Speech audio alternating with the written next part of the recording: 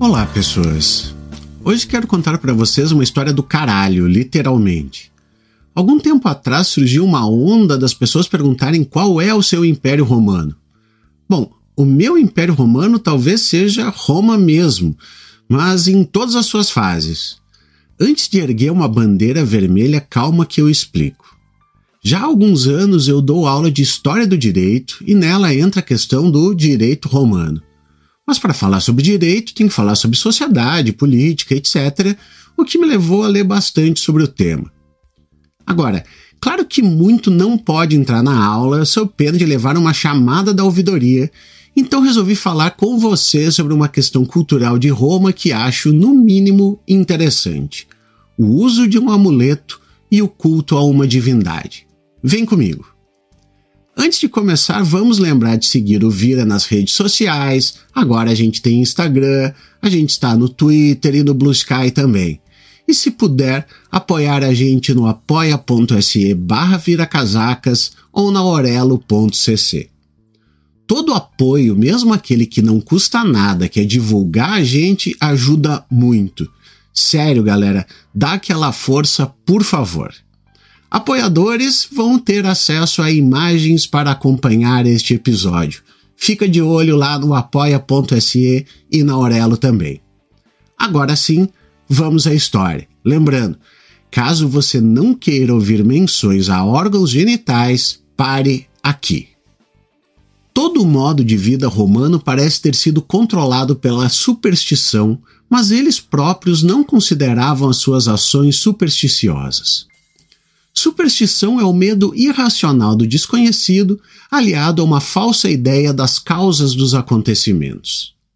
Magia é a tentativa de controlar tais eventos por meio de ações diretas e rituais. A superstição e a magia têm a mesma origem da religião, na crença em forças sobrenaturais que controlam a vida das pessoas. A linha divisória entre o ritual religioso, pedir que algo aconteça, e o ritual mágico, tentar diretamente fazer com que algo aconteça, é muitas vezes muito tênue, e toda a religião romana era baseada na superstição e tinha um forte elemento de magia.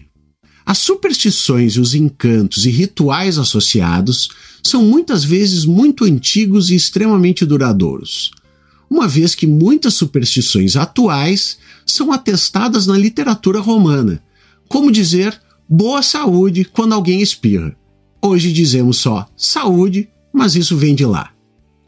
A magia foi oficialmente reprovada, mas parece ter sido amplamente utilizada por algumas pessoas em Roma, e há muitas descrições de bruxas na literatura romana. A necromancia, a convocação dos espíritos dos mortos para diversos fins, também era praticada, muitas vezes no túmulo do morto.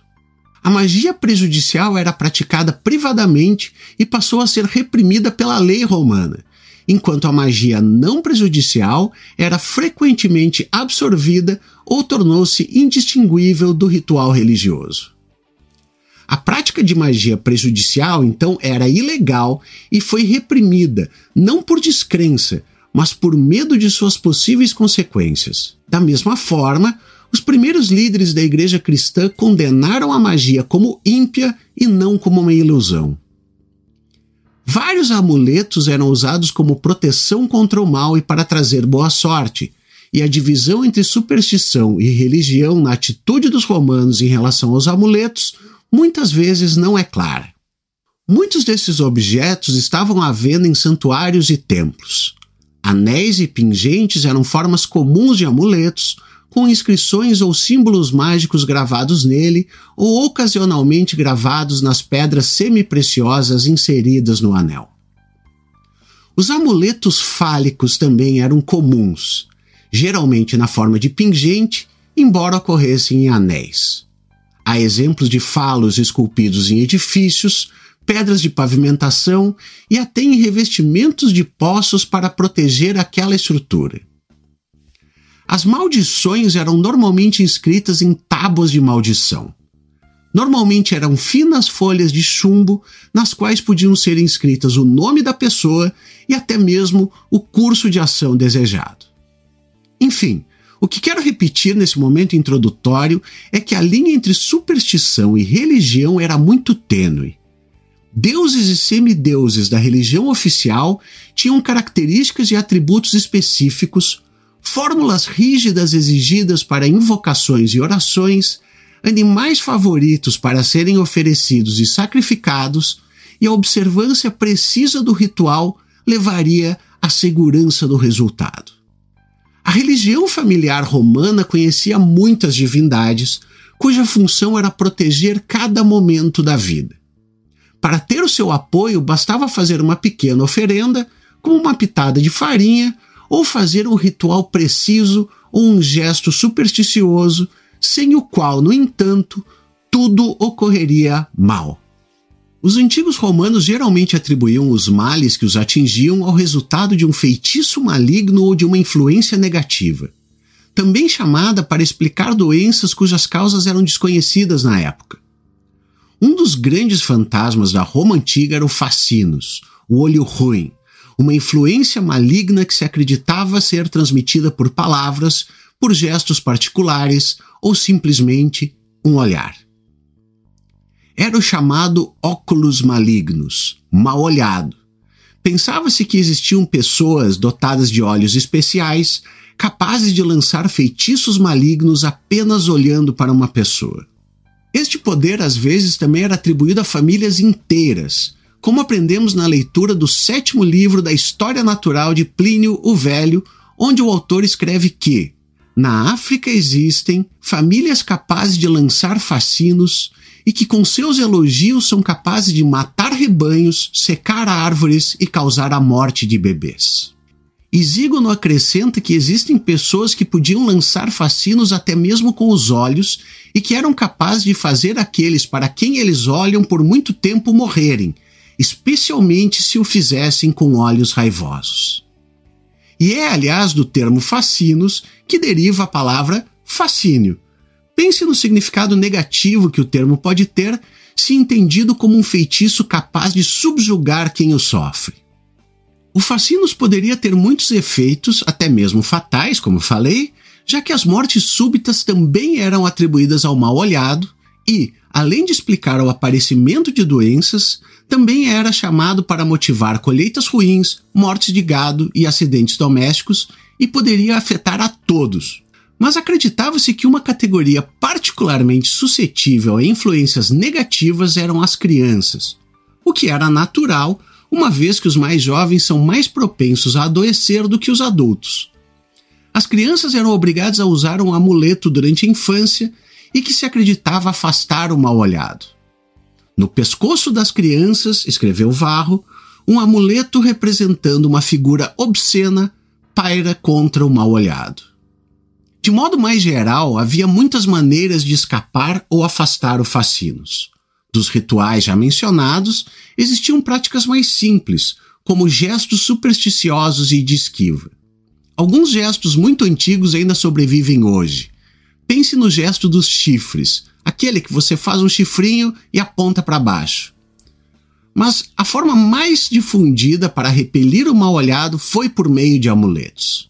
O mais famoso deles era o amuleto de formato fálico, considerado um meio muito poderoso de afastar fascínios. Tanto que os amuletos em forma de falos eram conhecidos pelo mesmo termo, ou seja, o amuleto também era chamado de fascínios.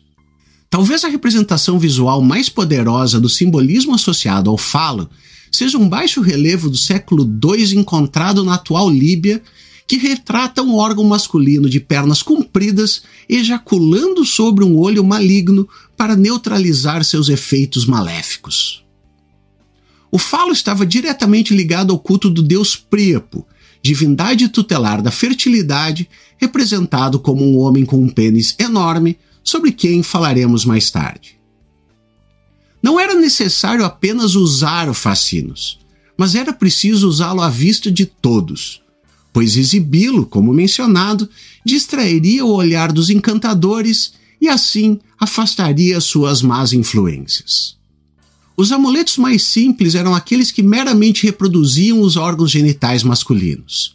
Vários são encontrados em muitos museus arqueológicos e são modelados de forma naturalista, muitas vezes dotados de testículos e, claro, de um anel de suspensão para passar o colar. Frequentemente o anel era colocado horizontalmente em relação à haste do pênis, de modo que, quando usado, a ponta do órgão ereto ficasse ameaçadoramente voltada para a pessoa que observava a engenhoca. Deve-se especificar que a exibição desses objetos, na maioria dos casos, não tinha nada de inconveniente, e vale ressaltar: representações de falos eram vistas em casas, em lojas e ao longo das ruas. A imaginação dos artesãos romanos muitas vezes tendia a voar. Objetos como o falo alado ou o falo com pernas se destacavam na produção de amuletos. E o fato de os órgãos sexuais masculinos serem representados com asas ou pernas aludiam simbolicamente ao poder do falo, sua força, sua grande vitalidade.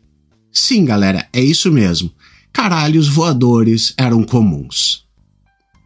Além disso, explica a estudiosa Carla Corti, nos casos em que era representado alado, o falo poderia também assumir conotações mágicas mais evidentes. Em casos como estes, concretizou-se a semelhança iconográfica com a figura do cavalo alado, equipando o falo com suas patas traseiras e cauda. Outro amuleto muito típico e frequente é aquele que representa de um lado o pênis ereto e de outro uma mão com o punho cerrado fazendo o chamado mano fico, ou seja, passar o polegar entre os dedos indicador e médio. O mano fico é o que conhecemos como figa, e ela era usada, como até hoje, para afastar o mal-olhado. O que poucos parecem saber é que, na sua origem, ele era uma representação dos genitais femininos, especialmente o clitóris. As composições também poderiam ficar muito mais complexas. Os falos podiam ter patas e cauda de leão, os chamados falos de leão, e podiam até ser montados pelas mais variadas figuras, inclusive mulheres. O medievalista David Williams escreveu que esse simbolismo é a origem da imagem muito mais conhecida da bruxa montada em uma vassoura. Em alguns casos, o falo tornou-se tão animado que atacou o seu próprio possuidor, resultando em resultados grotescos. Em Nápoles existe um exemplo, a figura de um guerreiro lutando contra o seu pênis que assumiu a forma de uma pantera. Às vezes acontecia que o fascinus, com o qual se armar contra o mal-olhado, representava não simplesmente um falo, mas uma divindade com pênis ereto, normalmente Príapo, mas também Mercúrio. Muitas das figuras mencionadas acima foram colocadas em tintinábula. Eram objetos semelhantes ao famoso sino de vento, sabe? Aquela coisa chata que as pessoas colocam na varanda e cada vez que o vento bate, eles fazem um barulho tenebroso. Então, imagine um sino de vento feito de caralhinhos. Esses sinos, normalmente feitos de bronze, ficavam pendurados nas portas de casas e lojas. Acreditava-se que o som dos sinos distraía os mal-intencionados e assim afastava o mal-olhado, um poder que crescia se o objeto assumisse formas fálicas. Ao longo do Império Romano existem muitos tintinábula que surgiram de escavações arqueológicas e hoje são preservados em museus de todo o mundo.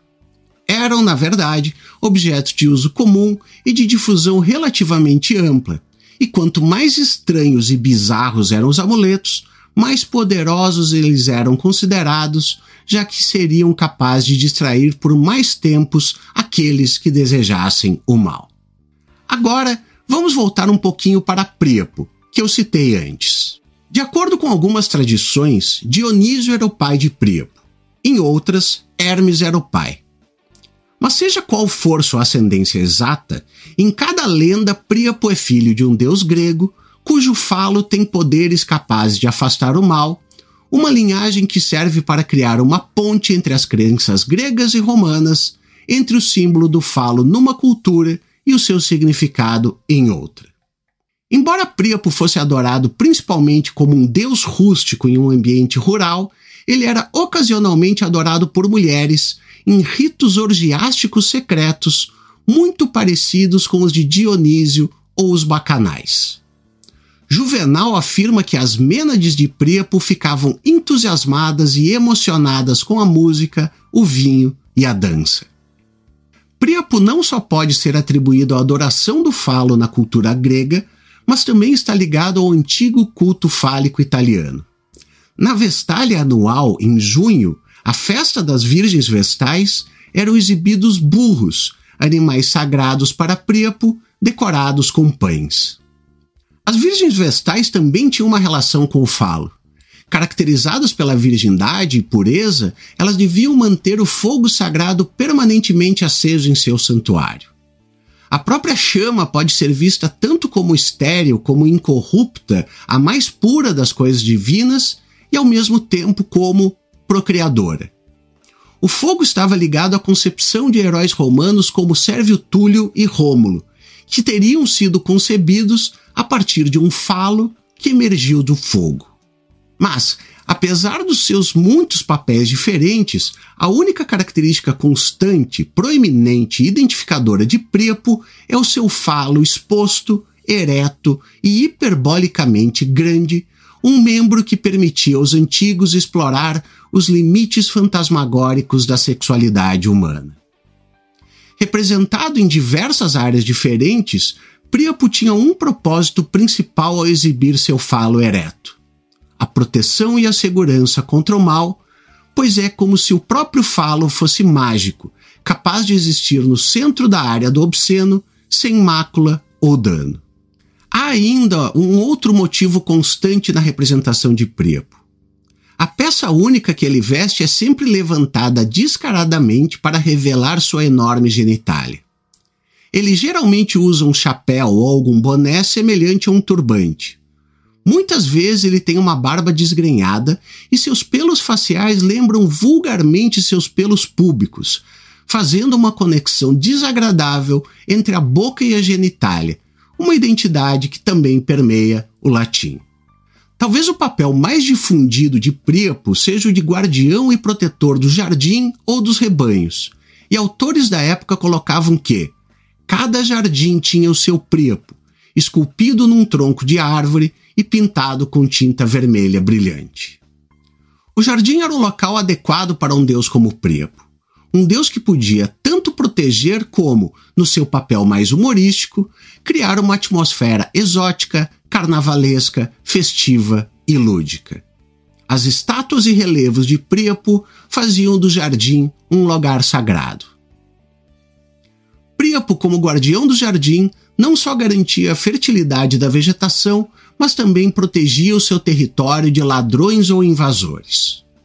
O seu enorme falo tornava-se um símbolo de fertilidade e uma verdadeira arma perigosa.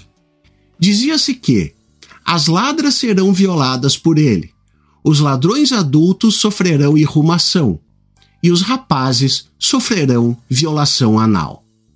Irrumação, caso você esteja se perguntando, é a violação de uma pessoa por meio oral. Esses papéis duplos de Príapo, guardião e ameaça, podem aplicar-se não somente ao seu papel como deus do jardim, mas também a todos seus outros papéis benéficos e protetores. Príapo garantia tanto a fertilidade da vegetação natural quanto o crescimento da riqueza material e lucrativa. Ele garantia a segurança dos campos e dos rebanhos, a fertilidade da terra e também estava intimamente ligado à riqueza e à prosperidade mercantil. Na cidade romana de Pompeia, na casa dos Veti, uma casa de ricos comerciantes, Príapo permanece como guardião na porta. Neste famoso afresco, Príapo e seu falo gigante representam 3 tipos diferentes de prosperidade: crescimento, representado por seu enorme falo, a riqueza, representada pelo saco de moedas que ele segura, e fertilidade, simbolizada pela cesta de frutas a seus pés. A combinação do dinheiro e do membro grande permitem ao espectador ligar os dois, igualar a extensa quantidade de cada um, uma associação evocada na justa posição do falo e do saco de moedas na balança.